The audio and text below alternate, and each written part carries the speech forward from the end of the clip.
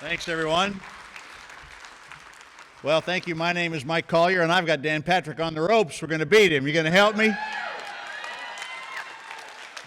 Carl, I first want to say, thank you so much for inviting me, and thank you for all you do. I mean, one of the joys of the work that we're in is we know each other, we like each other, we trust each other. And Carl, you are always there and have been for as long as I've been working on this. So thank you so much. And I also want to shout out to Chairman Hinojosa. Chairman, you'll remember this was about 9 years ago that I showed up on your doorstep and I said, I want to run for statewide office. And you said, well, you've got to be crazy because we can't win. We're not going to win this year. And I said, well, sometimes there's more important things than winning. Sometimes you just got to fight for what you believe in. Remember that? And then Chairman said, well, how do I know you're not a Republican? And I said, well, give me a few years and I'll show you. And I have. And I've been on this for 9 years. So it's always good to see you. And then Bill Brandon, my good friend Bill Brandon. Chairman was so worried that maybe I was a Republican that he sent Bill down to see me. So Bill drove from Sulphur Springs. Remember this, Bill? And you went down to Kingwood, Texas. This was in the summer of 2013.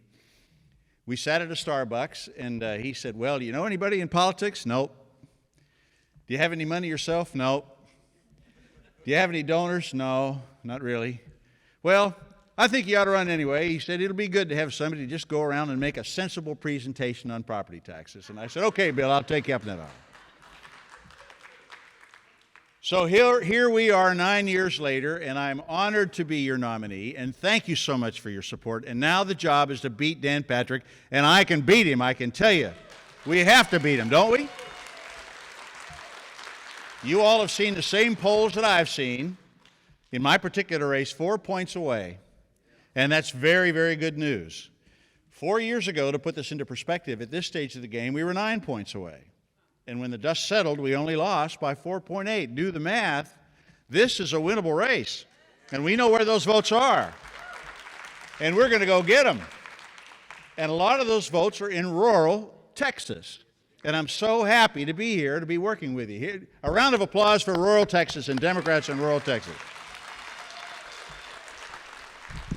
And you all are absolutely the most persistent and determined of them all.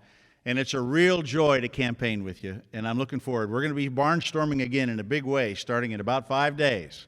I had a primary to run, and I had to work hard on that. Well, I'm honored to now be your nominee, and we're going to get back out there. I thought I would start my remarks by sharing a little story about what happened to me in Marble Falls, Texas. Sherry, you were there, right? You remember this? This was our very first campaign outing of this election cycle. Carl, were you there? Yeah, you were there, Marble Falls, Texas. And you were there, and so this was, I want to say this was July or August of last year. July, a very hot day, and they had me up on a bandstand, and then there was outdoors, and there was this field area, and there were a lot of good Democrats there, and we were enjoying each other's company. And I was talking about the things we needed to do in the state, which I'll touch on in a minute. But we all know the work that we need to do in the state, and we all know the failures of the Republican Party, and I'm making this speech. And here wanders up to the stage, but some poor old cantankerous MAGA Republican. Do you remember that? With his MAGA hat on, and he started to threaten me. He started to threaten me like this was going to get violent.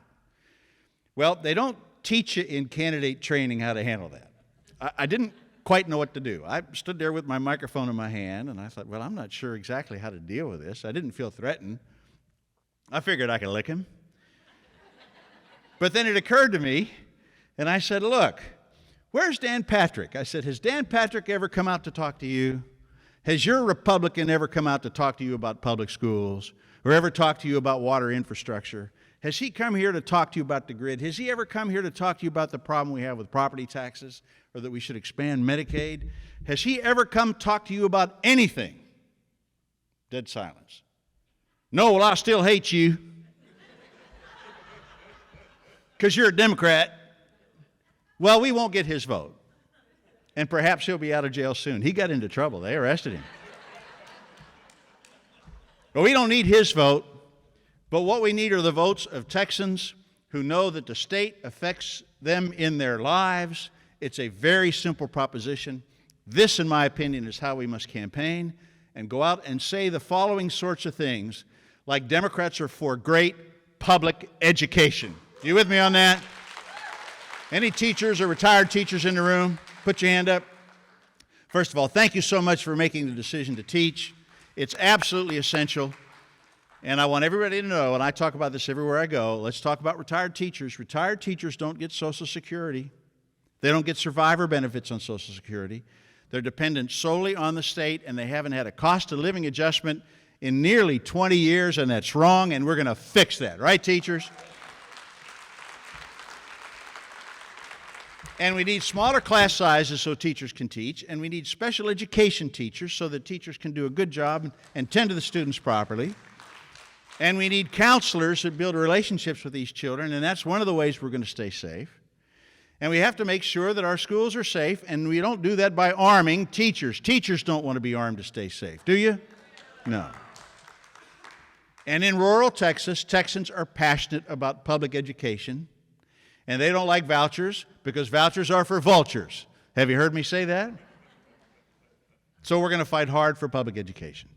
What else are we going to fight for? The property tax system isn't fair. It's broken. And if you own a home or a small business, you are being ripped off by Republicans. You're being cheated. And there's no way that we can possibly put more money into public education if we ask homeowners to pay more, because we're already paying more to begin with, because the Republicans have not required the large corporate interests to pay their fair share. So we got to hold them accountable and close those loopholes and put that money to work for Texans. Do you agree with that? And I've been saying for years now, I am Dan Patrick's worst nightmare. I'm a Democrat, I'm an auditor, I get lied to for a living. When it comes to tax policy, I know where all the bodies are buried. Sorry to say that. My parents used to hate when I would say that.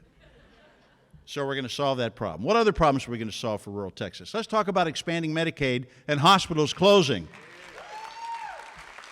That is a real crisis for rural Texans. And what has Dan Patrick done about that? Nothing. Absolutely nothing. Democrats know that we have to solve the rural health care problem. We got to keep those hospitals open. Expanding Medicaid is part of it. If we have to do more, we'll do more, because that's what Texans in rural Texans deserve. And then we've got to have broadband. Do you agree with that? Why haven't we done that? That could maybe the best investment we could possibly make. You know, the commercial world is changing dramatically. And you can work for a high-tech company and you can live in rural Texas at the same time.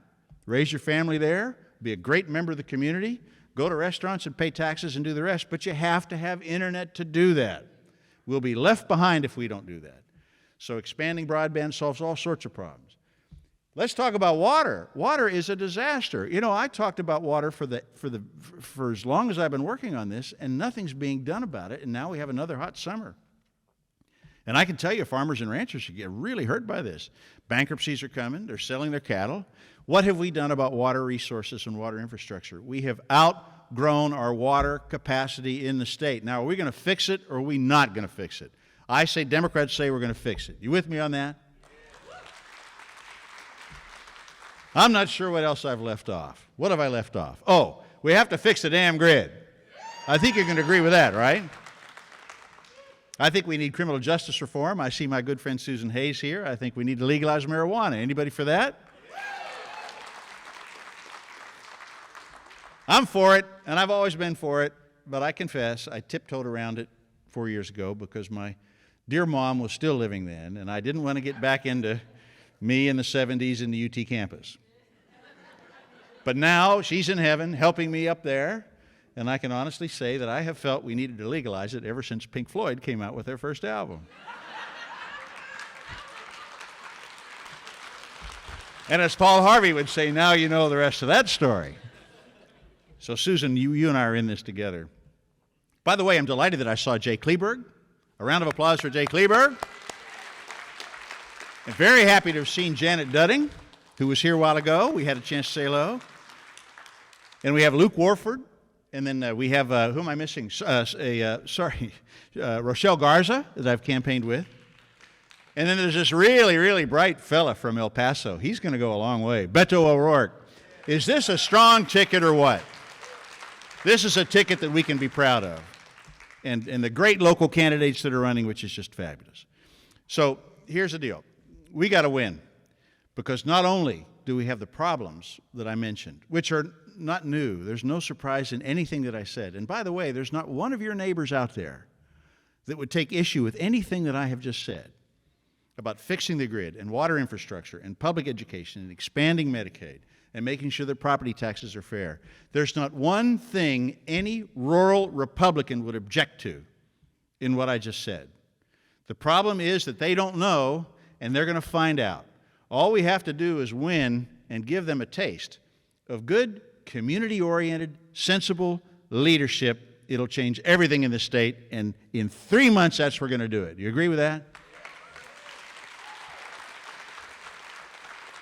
And I want to say one other thing. I believe in a woman's right to choose. Do you? I think there's no question that if somebody's pregnant, the only person that can make those decisions, those life and death decisions, that very, very complex decision, is the woman. And Republicans agree as well. Not all of them, but I can tell you in my travels around the state, I'm meeting with countless pro-choice Republicans. They've always been there, but they've always had choice.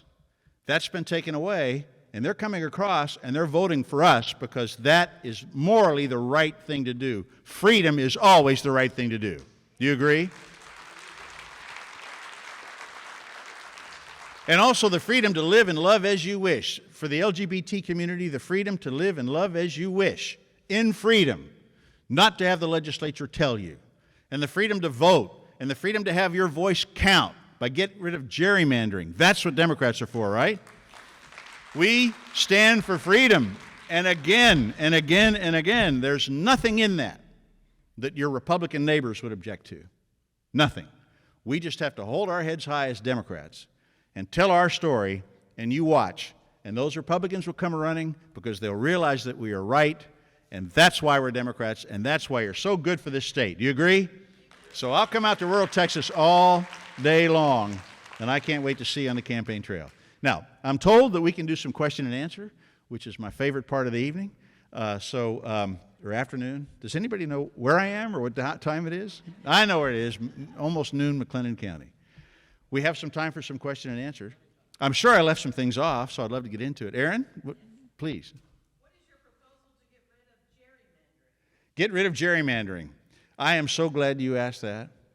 First of all, I believe gerrymandering is the root cause. I'm going to give you a little extended answer, if I may.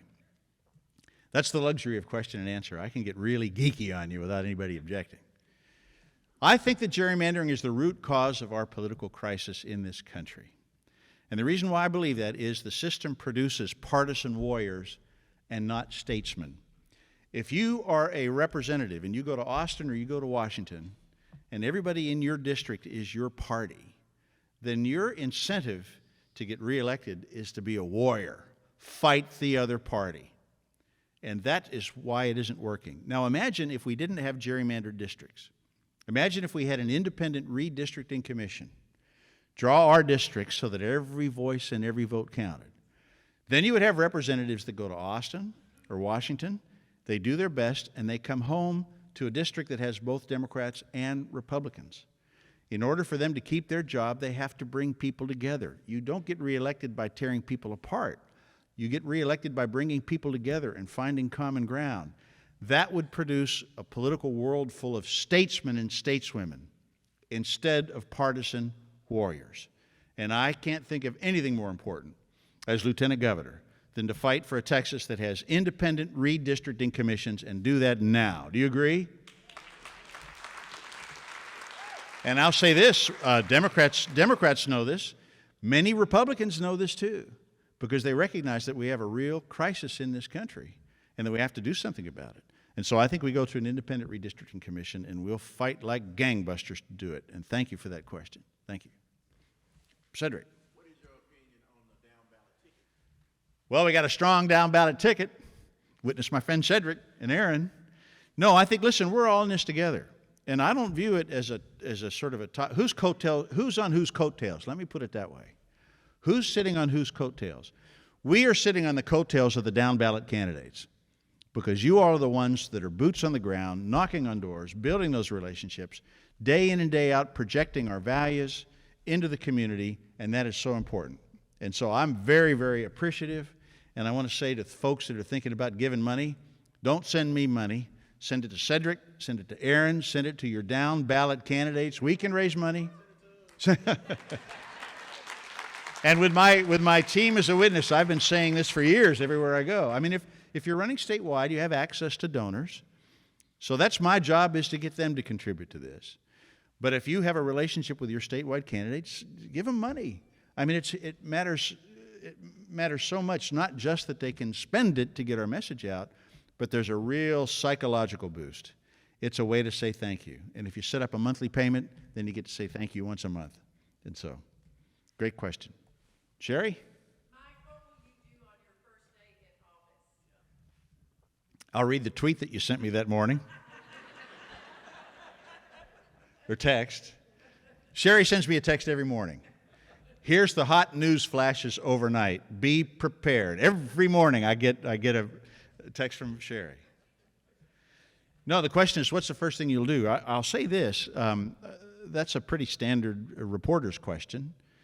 And so it used to seem like a difficult question to answer because there's so many things. There's not just one thing. For all the wrong reasons, with great sadness in my heart, it has now become a very easy question to answer. We must change the policies that will take the lives of Texans. We must change the policies that will take the lives of Texans. This trigger law, as a consequence of Roe v. Wade being overturned, has sentenced countless Texas women to their death. We must change that immediately. A grid that fails has already claimed the lives of hundreds of Texans. It's going to happen again. It's not a question of if, it's a question of when. So we have to do that. This whole idea that teachers are scared to death of a gunman coming in and killing them and their students, we have to address those right away. When I think about the priorities of becoming lieutenant governor, we must address those policies that, if they aren't fixed, will cost Texans their lives. Those are the most important things. And then we also want to change the tone around here, in my opinion, where the state works for us. They work for us. If we want good schools, then they roll up their sleeves and figure out how to give us good schools. And if we feel like our property taxes aren't fair because the large corporate interests are cheating us, which they are, then they'll roll up the sleeves and solve that problem too. We have a lot of work to do, but we have some very, very, very urgent matters. And finally, we must never, ever lose sight of the fact that our democracy is in serious, serious trouble. We must protect the right to vote. We must protect the right to vote. And I support a holiday so people can get the day off of work so that they can vote. I support making it very easy for people to vote. Voter fraud, the assertion of voter fraud in and of itself is a fraud. We can be trusted as Americans to vote, and we must vote. So those are the important things we have to do. Yes, please. I don't know how much I should say about this, but Florida, they have this authoritarian governor, but it is a progressive state because they do have the medical marijuana. They did get the criminals, the felons, to get back on the voting rolls. And the reason why they were able to do that is because in Florida, the people are allowed to petition to change their state's constitution. In the state of Texas, we've been stuck with these Tea Party constitutional amendments to go and vote for, and us people in Texas don't have a voice in that. So I want to know if you'll support a constitutional amendment so us people can petition the state to get the things that we want, instead of these people putting these things out there that don't even give us a reason to go and vote in these elections, where there's only 1, 2, 3% of the people voting to actually change our state's constitution. It just doesn't seem to me like we're even putting anything out there to get people to go to the polls, but if us people can petition to get the people out there on the issues that we care about, then we can get a higher voter turnout in those types of elections. Did everyone hear that? That's a very, very important question.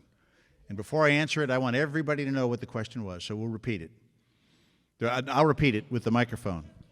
For the state constitution, to have the people petition the state to have amendments added in there instead of the Republicans just writing what they want. Right.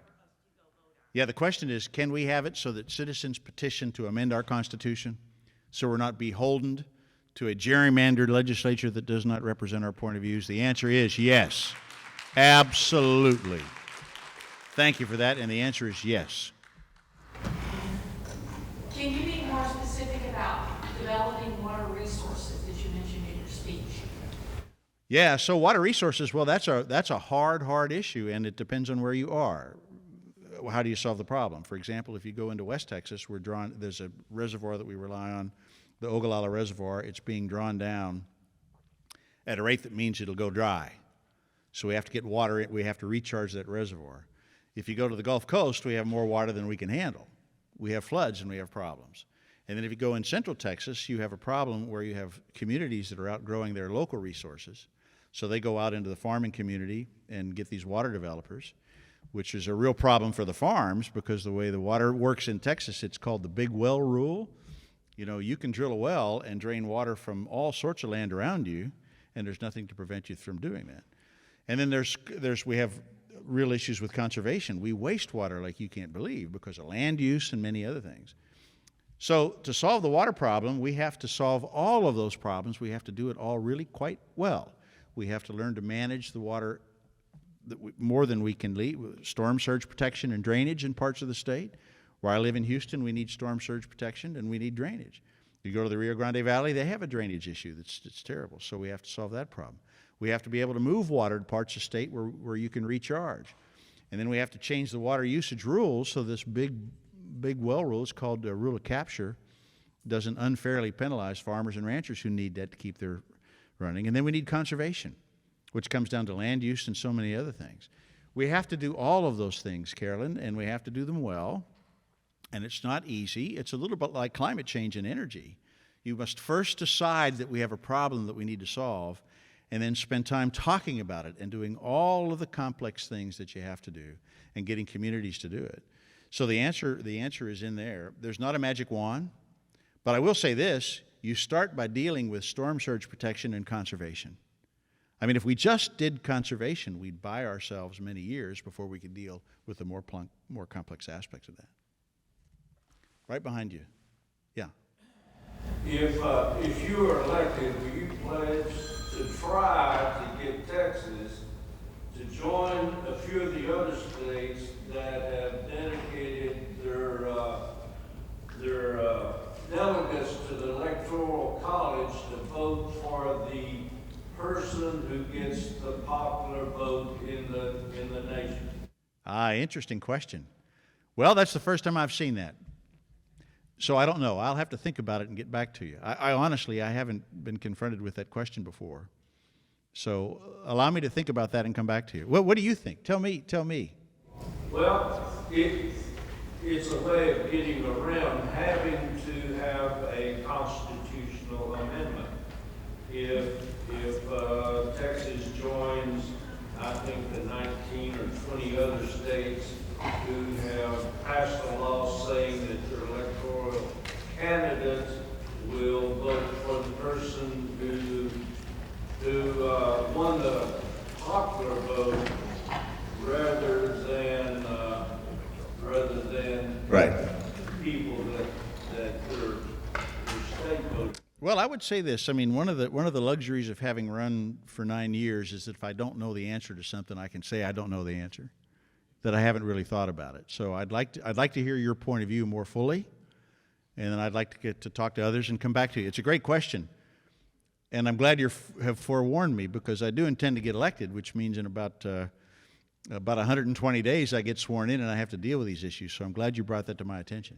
Just a way of making sure that the person who wins the popular vote gets our electors here.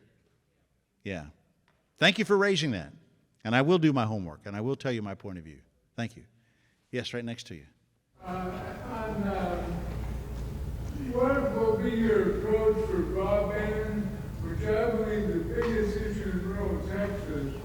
I'm working with the counties to get that implemented where it's really needed, not according to internet providers or federal data, or where it's needed at my house, for my doctor's office, for my school. Well, I certainly agree with the point of view that we have to make sure that it's fair and that it makes sense and everybody is included in this. You know, one of the things I don't like about Republican leadership in the state is they'll say they're out solving a problem and then there's special treatment for their people. And then the rest of us. And we also have an example that we're dealing with now with phone charges. You've probably seen this, but there is the telephone companies don't make money in rural, but we do want rural to have phone coverage. So we all pay into that pot. And so folks that are in the cities pay more for their phones, so it subsidizes the telecommunication companies to provide. I'm not sure that that's working so well because people are going to start objecting to that fee, and I think it'll land on negatively on rural. There's also another suggestion that's come my way, which is that you let the local universities handle it because they have the infrastructure and they're close by. And so let everybody be an outgrowth from the various colleges and universities, which would be the platform for broadband. Frankly, I don't know exactly how we're going to do it. I don't know the precise modalities of it, but I can tell you what the goal should be. The goal should be that everybody has access to internet, that it's distributed as fairly as possible, and then I think it needs to be paid for fairly, and that comes down to the large corporations that do business in this state will be much more profitable because we have broadband all around the state, and they have to chip in their fair share, and we'll chip in too. But paying for it has to be done fair, and it can't land entirely on the backs of rural. I mean, it can't land just on you. This can't be a contract where we'll give you broadband if you pay us X, Y, or Z, because there are an awful lot of folks who are making an awful lot of money, will make an awful lot more money because we have that internet service, and they have to chip in too. So that would be the broad frame. How specifically we do it, there's work to be done, but that's be the broad frame and the aspiration. Thank you. I think we have time for like 2 more. So I know that your hand's up. Please. A fifth generation Texan. My people came here on a wagon train. We're all, unless you're Native American, immigrants. How do you plan to right the Texas government ship of immigration at the border that affects even where I grew up in East Texas? People have moved in there. How do you plan to do it fairly and justly and not separate families? Well, separating families is a terrible idea. Cruelty is never the solution to any problem we face as human beings, ever, ever, ever. Whatever we do, we have to do it consistent with our values and with the compassion that we hold in our hearts as Texans. I think Texans are compassionate people. I'm amazed that our political leaders, Democrat and Republican, state and federal, can't seem to solve a problem that, when you talk to ordinary Texans, seems really quite simple, which is we are a nation of immigrants. We should welcome immigrants. When here, they should earn their way into citizenship just like our forefathers did. And it shouldn't be difficult, and it should be fair, and it can't be hard. And I don't know why the politicians won't do it. I actually am going to criticize all of them because I think they like us fighting over this for different reasons. Now, immigration policy is federal policy. However, I don't punt on anything. It might be federal policy, but this is our community. This is our state. And I think it would do us all a world of good to provide some leadership to say, let's change our immigration laws so that we welcome immigrants. We need the work. It's good for the economy. And they pay taxes while they're here, and they have a path to become citizens, and they earn their way into citizenship, which I think everybody wants, and our system doesn't do that. And then when it comes to the border, we need to have a safe and secure border. Democrats are for that just as surely as Republicans. The Republicans are not doing a good job, in my opinion. We're spending an awful lot of money. Dan Patrick and Greg Abbott are sending an awful lot of money to the border, but when you go down there and ask them, what do you get for that money? Are you actually getting a job done? Nobody knows. It's the most expensive publicity stunt in the history of the state. So I think we ought to be rational about it, and it needs to make sense. And then to the extent that we have asylum policies and the rest that make sense, we have to have the infrastructure to deal with the humanity of it.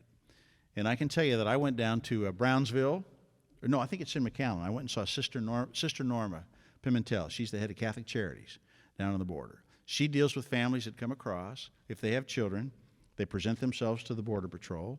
Their Border Patrol takes them to a facility where she helps them get cleaned up, minor medical attention, make the phone call, get the bus ticket, go to see their families, all in accordance with the law. And if she wasn't doing that for them, no one would be doing that for them.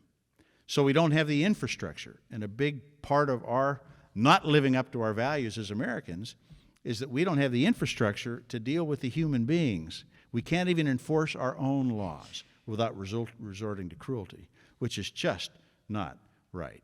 So the answer to our border and immigration problem is in there.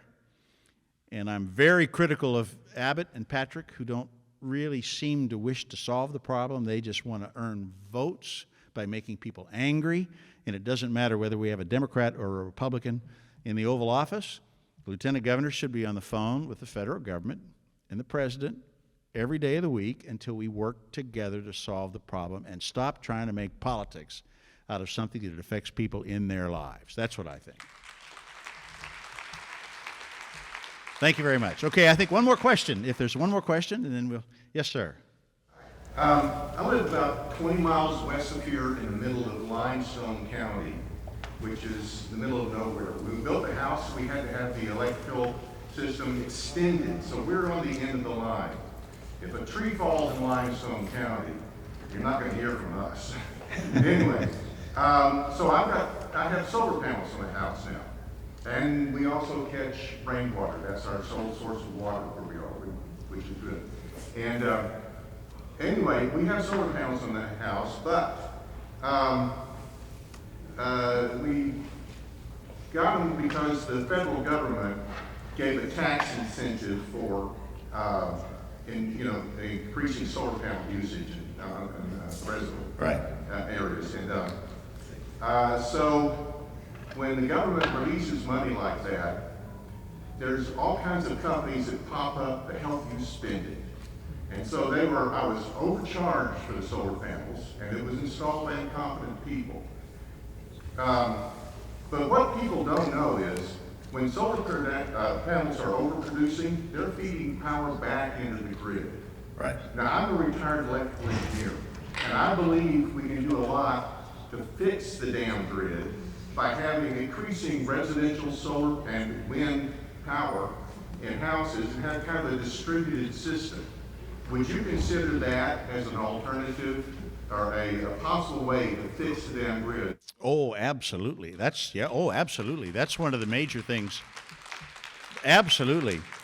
I think, correct me if I'm wrong, but if you have solar panels, but if the power goes out, you can't access your solar panel power. You have to sell your power to the grid, and then the grid brings you power, and you're without any power, which is dumb. We have a dumb grid. We have a stupid grid. We have a grid that was designed in the old days.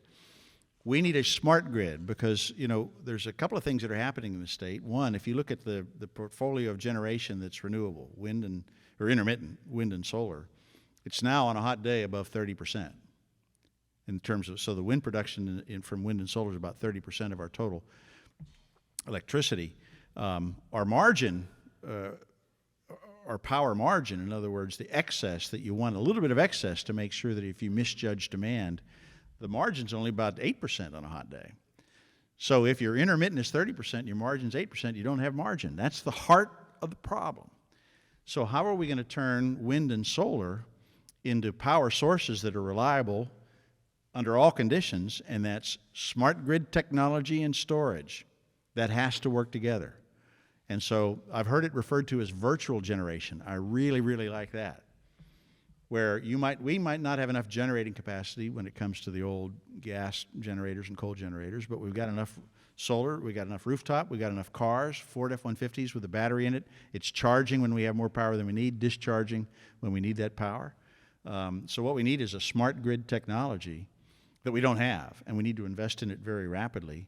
And then if you think of the challenge, excuse me, that I'm going to face if I'm honored to be your lieutenant governor, it takes time to fix the grid because what we have to do is build generation capacity.